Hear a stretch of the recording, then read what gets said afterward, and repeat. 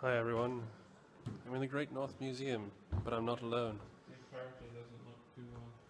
Here's Nay looking at the rather unshaven Imperator. He's a little scruffy, isn't he? Tan, forehead. It's like a homeless guy impersonating the Imperator. this Lucius Coaculus Opatus. We're here to see Nito.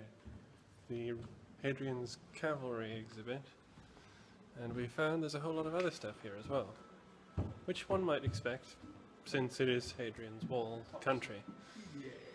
Here we have some very nice reconstructions of Roman soldiers.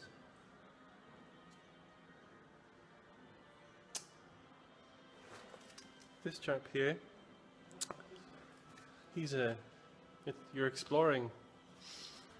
This chap here, 1st century, I think, 1st or 2nd century Roman legionary. This guy is a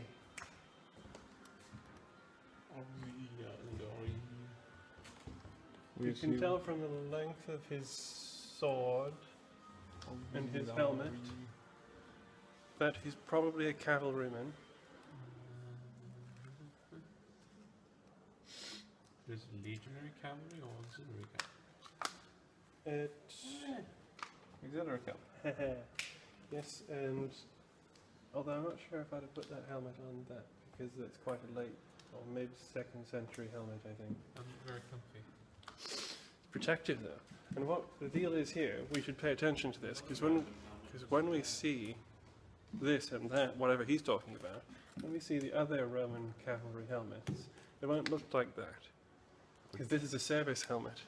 This is for fighting in. And the ones we're going to see, exactly. And the ones we're going to see are ceremonial helmets, and that is a fake helmet that some dude is going to dress up in at some point during the week. Now here's a very nice, long, green throw rug of Hadrian's Wall.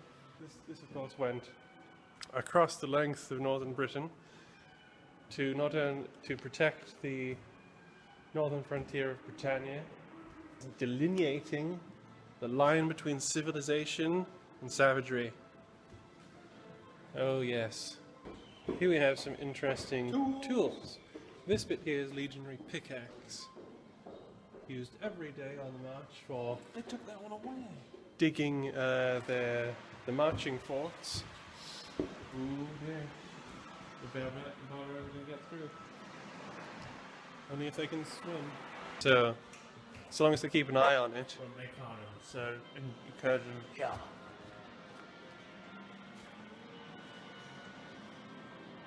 It's gonna work. It's got to work. It's gonna work. It's always worked before. Right. Let me go this way, and then come back to see these helmets over here. I thought we'd been this way. We have, but not on the other side. Which side? This side. You see, part of me keeps telling me this must be from the Vindolanda tablets, and yet it's not attributed. You see? I'm suspicious It's not about the attributed, muleteer. and if it's not attributed, then you can't really be sure one way or the other. Ooh, look, here's a good cavalry thing. Here's a horseshoe. See, look the way these are described though. This one's like a character thing. Back home I'm a man of means, but military service and running a business don't mix. That sounds But maybe to me they've like this. maybe they've taken elements and up them up a bit. I'm on the phone. Modern technology.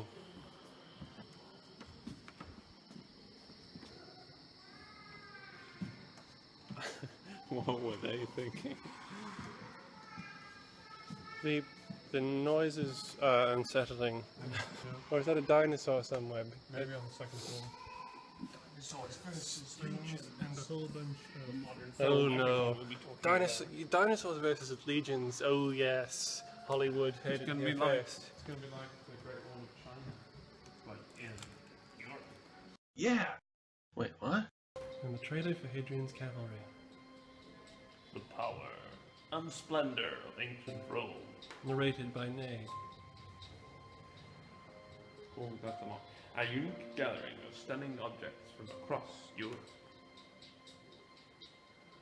You can't see it right there, but he's making sort of wide, sweeping gestures. Notes and face masks. And one of those... Dioscuri Greaves. Oh, come on. I think this is going to be a comprehensive catalog. At least try it on. Good. This is one we're going to see in a moment. type helmet. Horse, pectorals. Ooh. Fascinating stories and dramatic events. Over 180 objects. 10 museums. One extraordinary exhibition. Maybe I should have done it in English. 8th April to 10th September 2017. Maybe. Yeah, it felt like American was good, but it was the wrong way to go for a Roman thing. Well, maybe we can do the cavalry charge in Carlisle. Oh, we lived this spectacle from 1900 years ago. I go. Two teams going head to head in a display of skill. We hope. Red or blue. What? I mean, yeah. Which team will you choose? You won't, because you'll be in the Completely unable. audience. Completely unable to join in. Maybe you can put bets on. One unmissable event. 1st and 2nd July 2017, Bits Park Carlisle. Hadrian's Cavalry. Tickets on sale now. Hadrian's Cavalry. Hadrian's Cavalry is the Arts Council England Museum resident. Oh, come on. No one can read that. If you miss anything, just go on YouTube soon after the event. I thought we were going to see the... Yeah. Promised Ready? them the helmet. We are now approaching a case. Now, as you may recall, from the front, all the way back there, where my finger's pointing, and we have dramatic music as well. How wonderful. He just stubbed his toe. There's a service type cavalry helmets, the ones you would fight it to wear to fight in battle, have open faces and they have good cheek protection, and pretty much they're just way less ornate. And I assume more protective. Yes. I mean, look at this.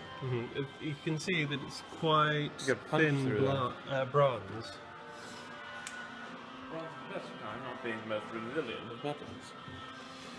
And although you often find, although there is a Signifi's face mask, standard bearer's face mask, which is often portrayed as being worn in battle. It's highly dubious that you'd want to wear something like this, even though it would be really scary to see a bunch of dudes dressed like this coming into battle. Because the benefit there to the enemy is they could come at them from the left, exactly, and no one would be able to see you could come at them from directly along here, and you wouldn't be able to see anything. Also, you can't hear very well with it. And it would also probably hurt.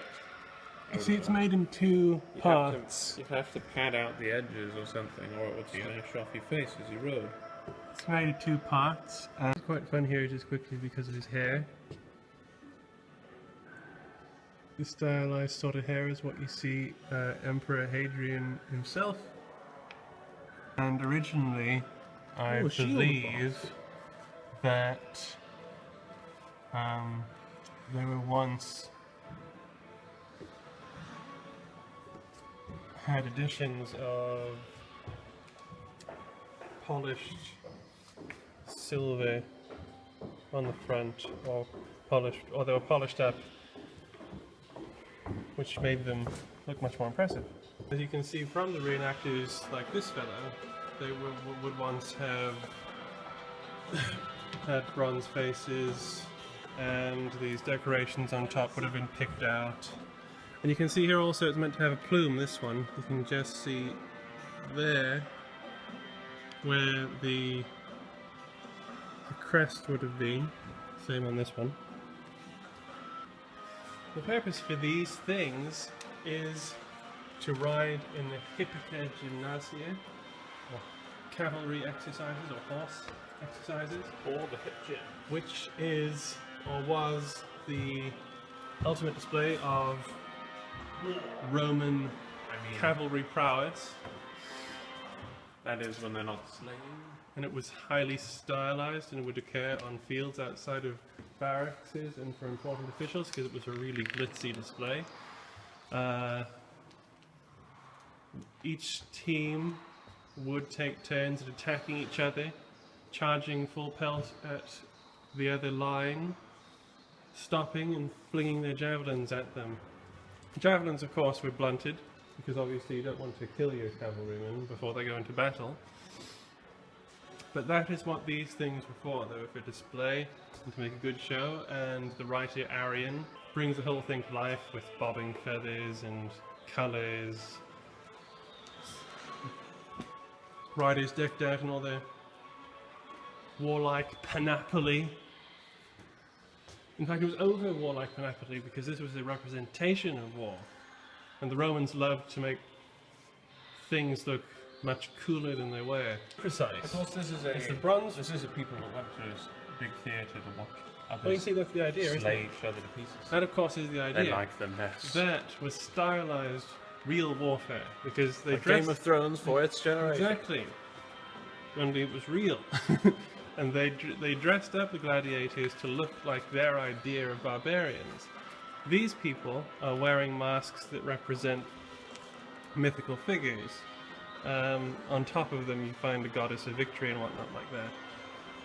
But what we have on the left, a bronze Roman helmet and mask from Luxembourg. Bronze decorated shield boss, provenance unknown, and this is, you saw the shield at the beginning, and of course this is another example of a highly decorative form of military ornament. And over here we have the bronze Roman cavalry helmet and mask from Ribchester, and this is on loan from the British Museum. And the detail is ridiculous. The fact it has a crest that runs from the front to the back probably indicates it was an officer's helmet. From the front. This one too, because and the Roman cavalry. This one too. Roman cavalry. You couldn't see the look of distaste on his face. They're like, what? It looked like this. Disgust? Disappointment, sadness. And one of the things about the Roman cavalry Hippica Gymnasia was that it's a good representation of how important, increasingly important, Roman cavalry become by the 1st and 2nd century. Because, to begin with, the Roman cavalry were pretty much rubbish. They got destroyed in almost everything they ever fought at. You have stirrups. That was an obstacle, but obviously not a problem because people had been fighting without stirrups for a very long time. All their enemies didn't have stirrups either. So they really just sucked. Who took all of those stirrups? And what the Romans then learned to do was to use people who did know how to fight on horseback. Even by the time of Caesar, the Roman cavalry was so ineffective that he was using Celtic auxiliaries to fight as his scouts and horsemen. Happens. Sewing needles. And here's bronze talk, and that leads rather well into what I was just saying. Celts were very good horsemen. Yeah, but who is it? And increasingly, into the 1st century and into the Empire, the Romans had formalized their army, and they started using Celtic auxiliaries in their cavalry. So a lot of these guys who wore these helmets wouldn't be from Italy, they'd probably be from Northern Europe. And there's even a famous statue of a Celtic auxiliaryman, and he's wearing one of these torques. Roman uniform, Celtic bling, that's right.